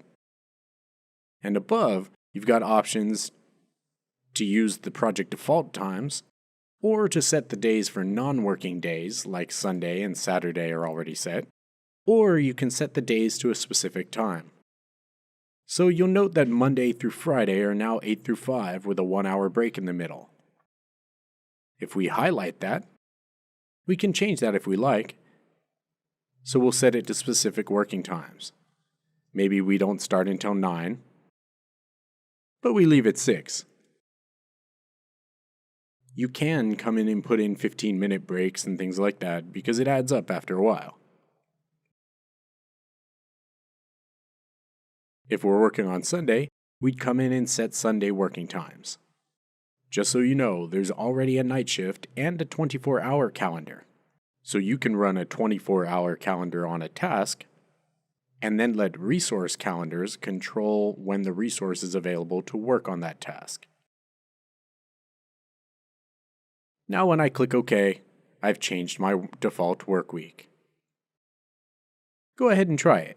Click Work Weeks, double-click Default, and change your Monday through Friday to 9 to 6. You'll remember that calendars can be assigned to tasks or to resources, so sometimes you'll make a new calendar. If you're trying to make a calendar just for one resource, you normally won't do it this way. You'll work on that one resource after you learn how to work on resources. But if there's a calendar that you'll apply to multiple resources, meaning people, then you'll do it like we will right now. So we'll go back to change working time, and then you can create a new calendar. Now you can call it whatever you want. If you create a new calendar, it'll be totally blank. If you create a copy of the standard one, it'll start the same way that the standard calendar starts. That way you can keep all of your holidays. Maybe I'll call mine Programmers. Maybe I'll call mine Designers. And I'll click OK. Note that now we're working on the Designer calendar. Let's say that designers do one of those 4-day work weeks, except that they work 10 hours a day. So I'll come down to work weeks, and I'll change the default work week. I'll change Monday to non-working time, and Tuesday through Friday, designers would still like to come in at 9, but they'll go home at 8. Whew, that's a long day. 3-day weekends sure are nice, though. When I click OK, now I have a calendar available that I can assign to designers later on, but also to tasks if I prefer. If I click OK, now I can assign that calendar to a task. Under Create Invites, I'll double-click the task and basically look around until I find it. It happens to be on the Advanced tab, under Calendar. And I'll choose Designers. You may notice that the project gently shifts. And this icon displays, letting you know that you've set a non-standard calendar for the task. Go ahead and create a calendar and apply it. You can work with the party project, and then you might want to play with the project on your own. Aside from assigning people to work the tasks, we've pretty much got our project planned out. Now, assuming that people will be able to do these tasks within the time allotted, which isn't always the case, now is a safe time to decide when we will begin work. Note that often, if you were to plan, note that our nature is to say we'll start a project on a certain day and then we'll start planning it. We're doing it in a different way though. We plan the project, set all of our deadlines, and then say when we're going to start the project. This gives us the safety to estimate durations as exact as possible, and still leave ourselves some wiggle room by starting work earlier than we strictly need to. To start the project on a particular day, we go to the Project tab up at the top and choose Project Information. And here's the start date. Notice that you'll also see a finish date, which is sometimes attractive to people. In general, you always want to plan a project from a start date. Otherwise, Microsoft Project will pile up any floating tasks at the end of the project, which is generally when you don't want floating tasks. So I'll change the start date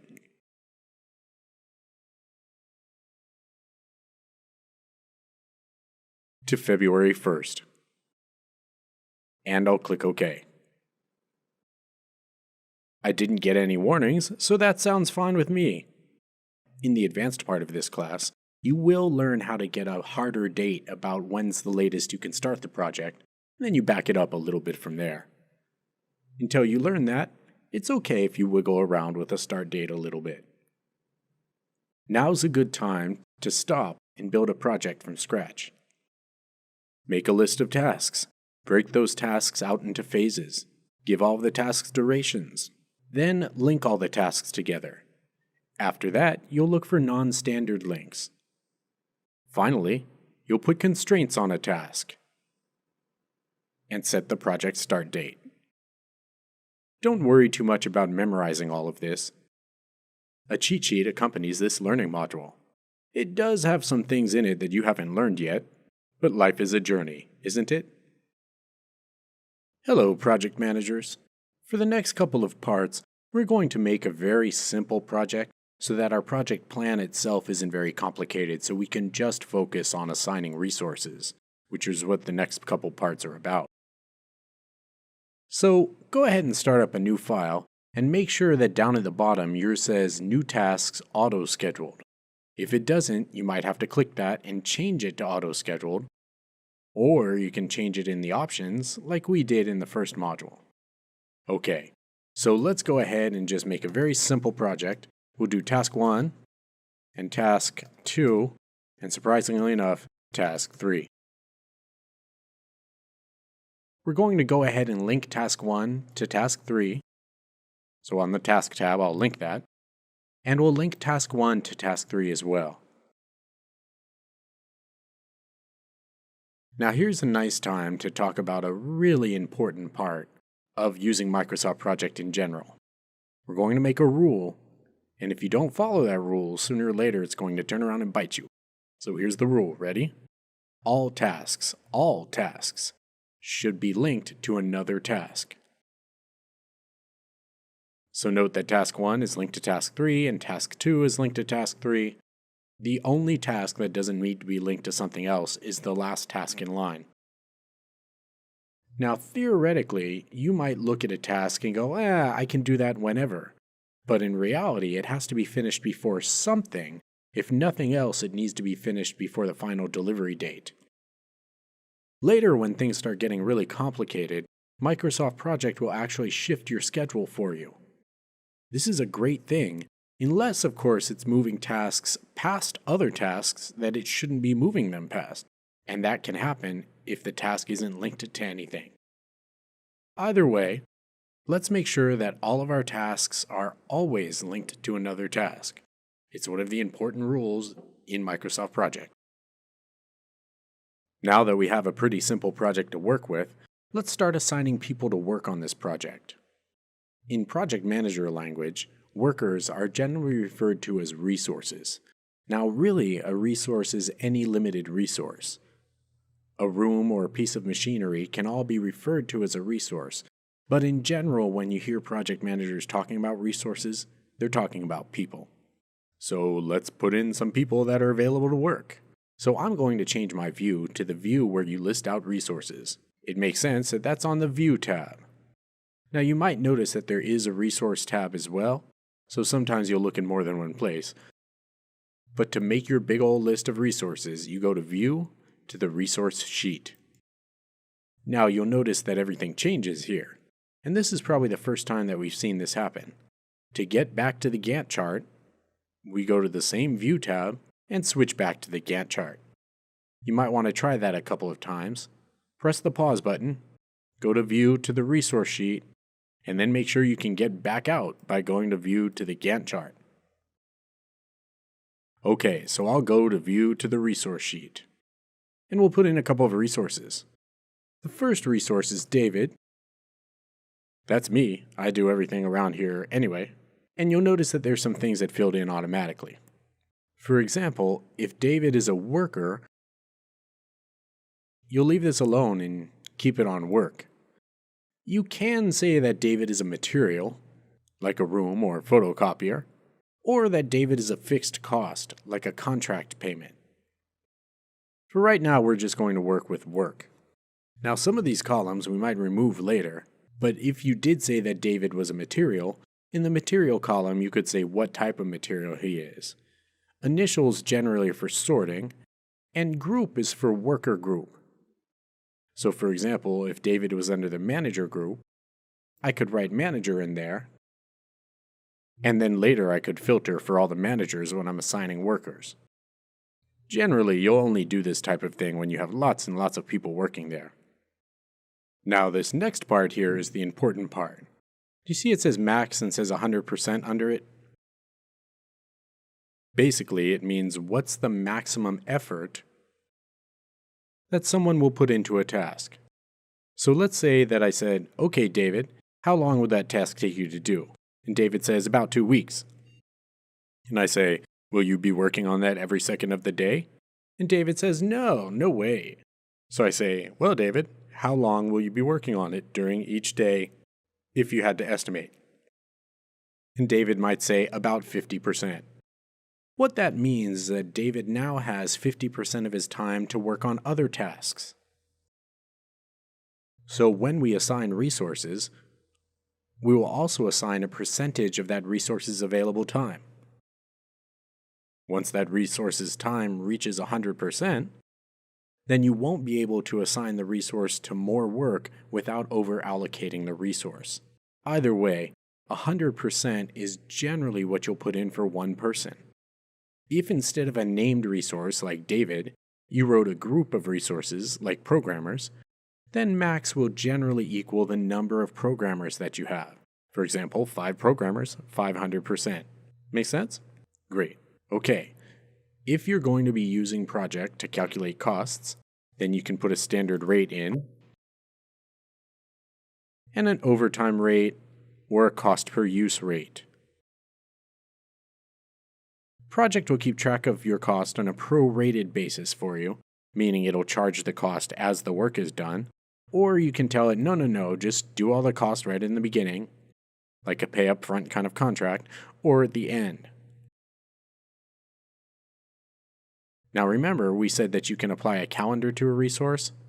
That's what we're working with here, the standard calendar. Note that I've got 24 hours, night shift, standard, or any other calendars that I might have made. Code again is just for job code, and it is for sorting. So I'll add another resource here I'll call Sandy. Sandy's a regular work resource. And under group, I'll just write worker. Again, Sandy will be maximum at 100%, and she doesn't make as much as David's $500 an hour. Sandy only makes a paltry $400 an hour. Okay, so get yourself to View to Resource Sheet and put in a couple of resources. In a little bit, we're going to assign them, so you might want to call them David and Sandy. Although if you want to get all rebellious and name them after yourself, you go right ahead. Now you've created this beautiful resource sheet, and let's say that David puts in a request for vacation. You probably wouldn't want to go make a whole calendar just so David can have a vacation request. Which is why it's pretty easy to individually edit the resource. Basically, all you do is double-click the resource. And you'll notice the resource information pops up. So right now, David's available from any date to any date at 100%. If I'm going to change this at all, I'll have to put in dates before the change. So maybe I'll say that David's available from today until next week, and then next week on Tuesday, David goes on vacation, and he's gone that whole week. So I'll put 0%. Make sense? Now, if I try to assign David to anything during that week, it'll tell me that David's overallocated or unavailable. Go ahead and double-click a resource and give that resource some vacation. Remember, you do have to put in the time before the vacation for Microsoft Project to accept the vacation. Okay, to remove that, you'll basically just highlight the line and hit delete. I'll remove those and click cancel. Now notice also if I double-click David, there's a tab about specific costs and the effective dates. So for example, if David has different pay rates during different date ranges, you can notate that here. You can leave notes on a resource, and later we can even build custom fields. What you want to remember is you can double-click a resource to set individual calendar or availability dates. We've entered in a few simple tasks and built a resource sheet. So let's learn how to assign resources. I'm on the resource sheet right now, so I'm going to go back to View, to Gantt chart, where my tasks are. There are a number of ways to assign resources. This one that I'm going to show you is my favorite. To get there, you go to Resource and click Assign Resources. You get this little box popping up. Now note that your resources are in front of you. Units really should say percentage because that's what they're talking about. So for example, if David's available to work 100% of his time on a particular task, you can put 100% in here, or 50%, or so on. Now this box that we just opened generally stays open until you're done assigning resources, so feel free to leave it open. Here's how it works. Let's say that task 1 is going to be completed by David. So I'll click task 1 and then click David, and I can either type 100% in units or just click assign, which normally just assigns 100%. And you'll notice that now it says David next to it. Let's say that task 2 is going to be done by David and Sandy. So the duration for all three of these is 1 day. I'll say, hey David, you said it would take 1 day to do task 2. Is that 1 day of working all day long? And David says, no, I was probably only going to spend half of my time doing that. So you say, great.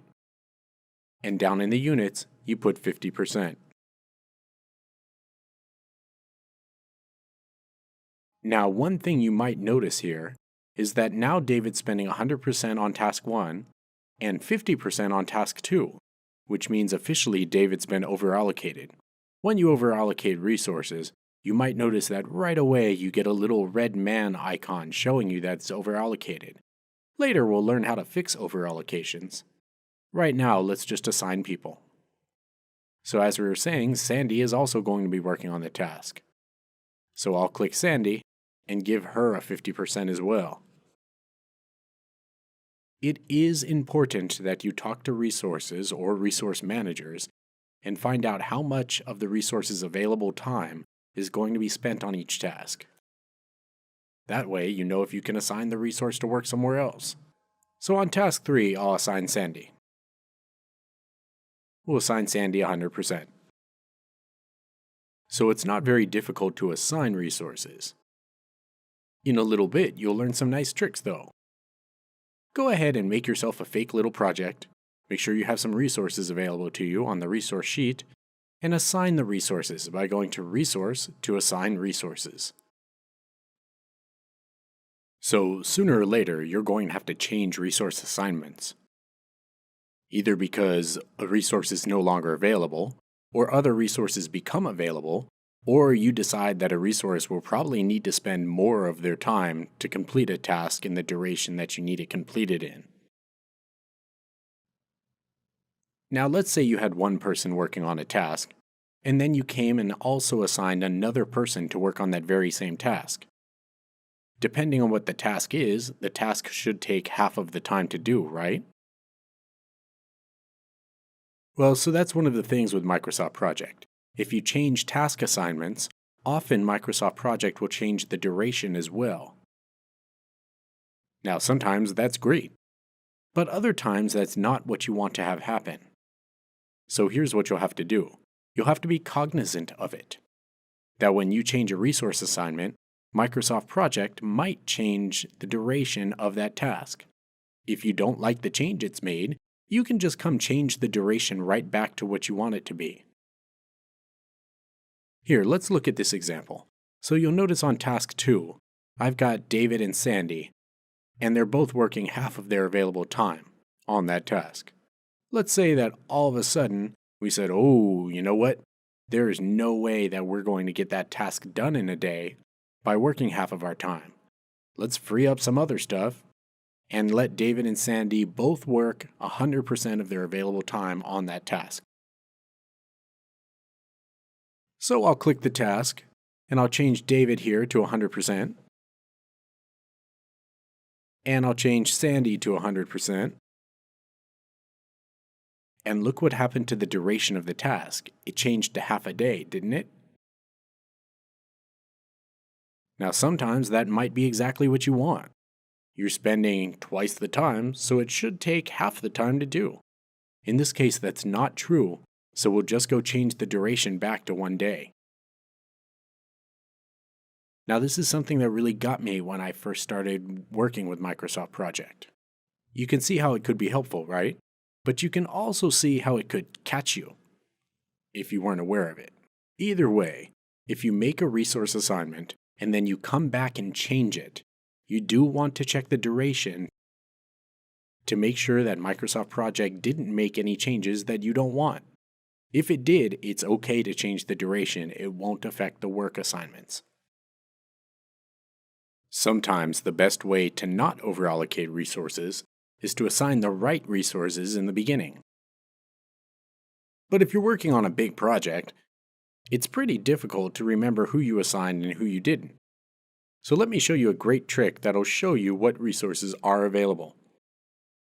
I'm going to clear the resource assignment from Task 2 and Task 3. I'll just highlight Task 2 and 3 and click Remove. And I'll remove David as well. So you notice that we've already got David working 50% on Task 1 at the same time that Task 2 is happening. So I'm going to click on Task 2 and I'll say, okay, who should I assign? Now it's pretty easy right now, but again, imagine if this were a great big project. Do you see this little plus here showing you that there's more things under the resource list options? When I open that up, one of the best things that you've got available for you here is right here, the Available to Work checkbox. If I click that box, it starts with 1 hour. So notice that David is already spending half of his time working on Task 1. If I only need someone to work for an hour on Task 2, David's fine. How about 2 hours? 3 hours? 4 hours? But look what happens if I crank it up to 5 hours of availability. David disappears. If you like, you can just crank it up to 8 hours and see who's available. You can also filter for resources by filtering for all resources or specific groups. Remember when we created our resource sheet, we had managers and workers. We could type those group names here and filter for the resources that we needed to do a specific job. Take a second and experiment with the resource list options. Again, the most useful one is probably this Available to Work.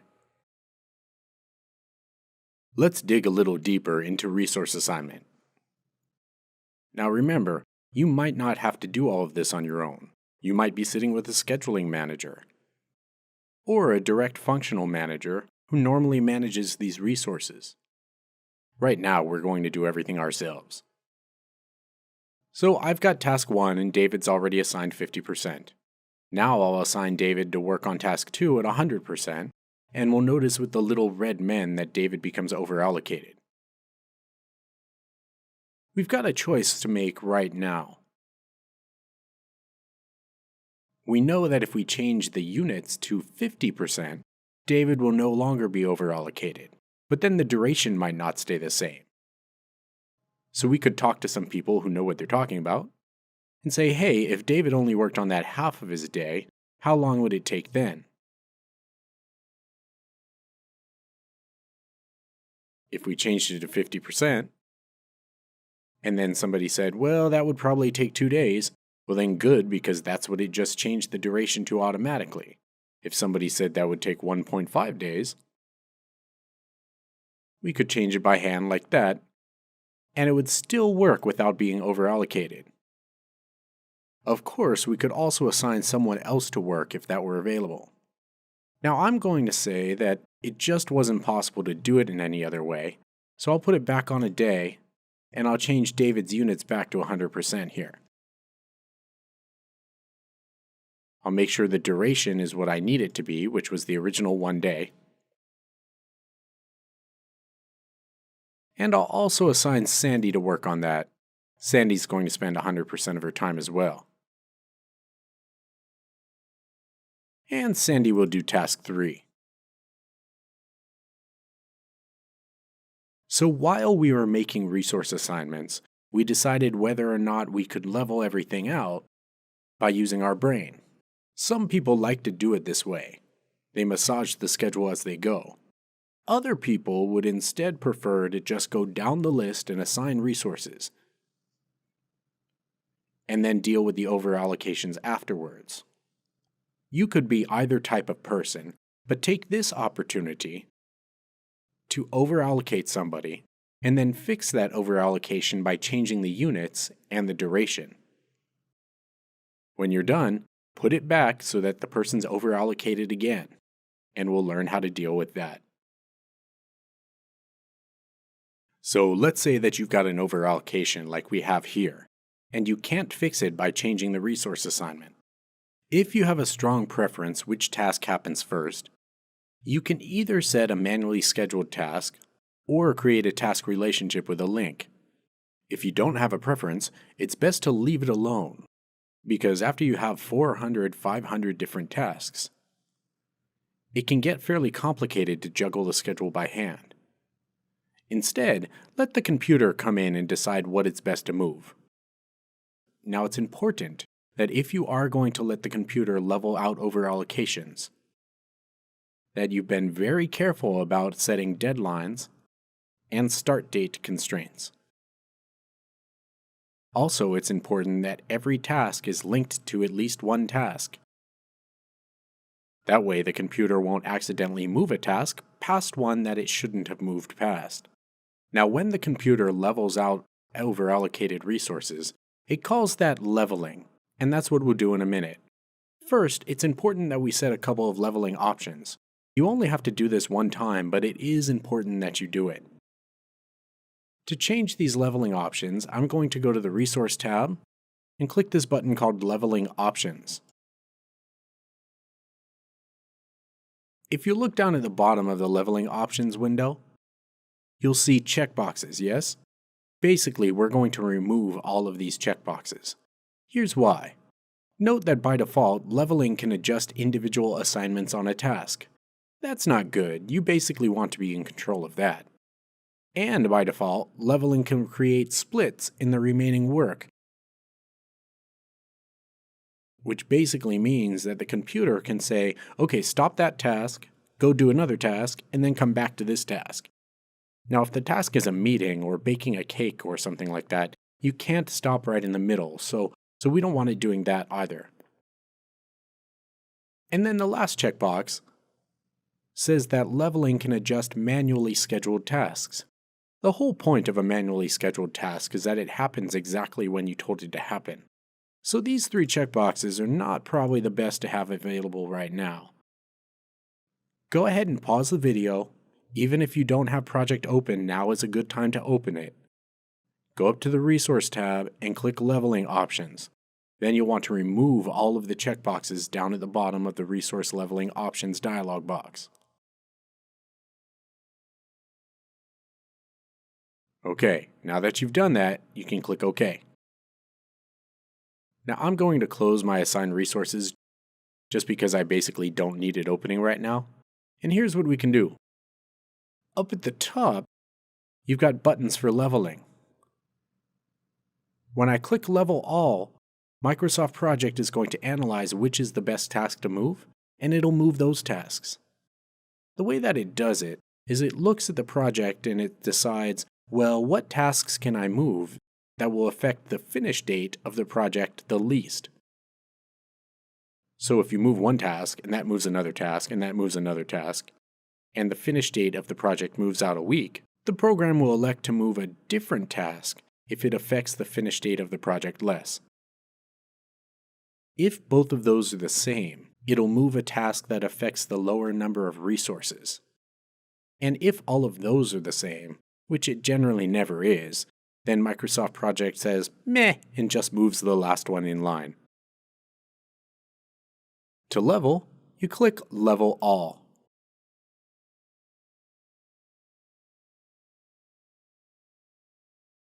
And you'll see here that it moved the task that affected the lower number of resources. Neat, right? Now in the advanced part of this class, we'll learn how to tell exactly what leveled and how much it leveled. Right now, you'll kind of just have to eyeball it.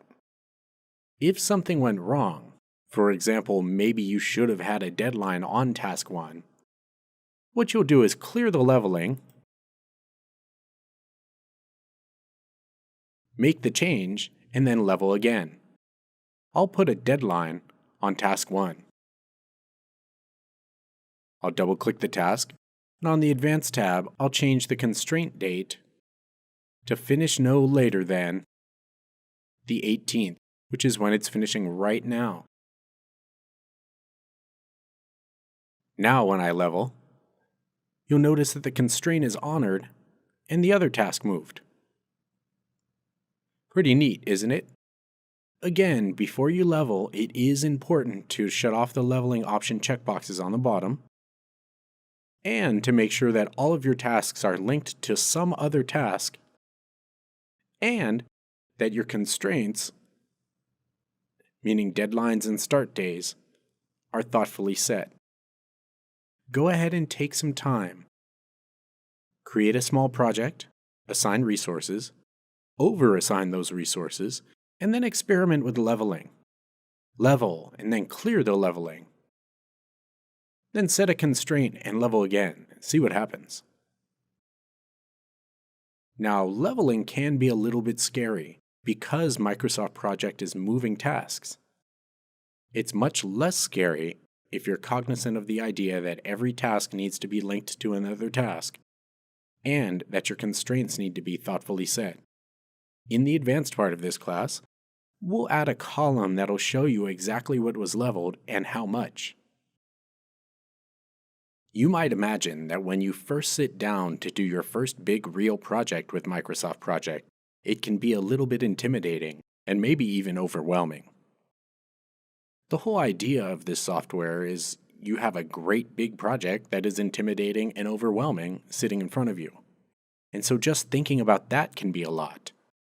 When you're not really comfortable with the software, it can be even more intimidating. That's why we made you a cheat sheet that's available in the resources that come along with this course. The cheat sheet is basically designed so that you don't have to remember all of the steps that are involved in planning a project. If you look at the cheat sheet, you'll notice that there are things that you'll need to do one time, like change all of the new tasks so that they're automatically scheduled. Also, once you'll want to go in and remove the checkboxes from the bottom of the leveling, right? And then you've got every project. So you can go into the project and change the working time, that's the calendar, right? You add phases and tasks and durations, and you set link relationships. Remember to make sure that every task is linked to something. Then you look for non-standard links. If you remember, the way we did that is we started from the bottom of the task list and double-clicked to check the task's predecessors. We asked ourselves, does the first task really need to finish before we start the second? And if not, we found a non-standard relationship, which is generally either a start-to-start relationship or a finish-to-finish. After links, we'll set the obvious constraints.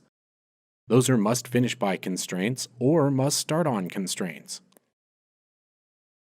Next, we'll add resources, so you can do that in the resource sheet.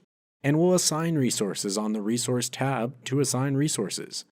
Remember, when you're assigning resources, you're also telling the software how much of the available time that a resource has available are they spending on a specific task. If you change that percentage, or task assignments in general, you'll need to check to make sure that the duration still makes sense. And then you'll check for overallocations. You can do that by clicking to View to Resource Usage, or by looking for the little red men icon in the Information column on the left side of Microsoft Project. You can go ahead and fix those yourself by changing work assignments, or by juggling the resources. And after you've fixed everything you can fix, you level the resources and check to see what moved. Finally, you can set a start date for the project. And at that point, you've successfully planned a project. Feels good, doesn't it? We highly recommend that you download the cheat sheet and use it the first couple of times that you build a project until it becomes second nature to you. Now, in the advanced portion of this course, we'll learn how to use Microsoft Project to track a project while it runs. We'll learn how to put multiple projects together. Because often you have a number of different projects that all go into one major project, sometimes referred to as a program. We'll learn how to share resources across programs, so you'll know if you've assigned a resource to work in one program. We'll learn how to share resources across projects, so you'll know if you've overallocated across projects. We'll learn how to print all kinds of useful reports and how to modify the heck out of Microsoft Project, among a number of other useful things. We recommend that you take some time and build a couple of projects now so that you feel comfortable. They don't have to be big, crazy advanced projects, but this is professional level software, so let's give it the respect it deserves and practice some. Hopefully, I've made Microsoft Project a little bit easier than it would have been if you just picked it up and started pushing buttons. If you've enjoyed this course, please feel free to check out other Learn It Anytime courses. And drop us a note to tell you what you thought. My name's David Lieberman. Thank you for learning Microsoft Project with me, and I'll see you next time on Learn It Anytime. Thanks for watching. Don't forget we also offer live classes in Office applications, professional development, and private training. Visit learnit.com for more details. Please remember to like and subscribe and let us know your thoughts in the comments. Thank you for choosing Learn It.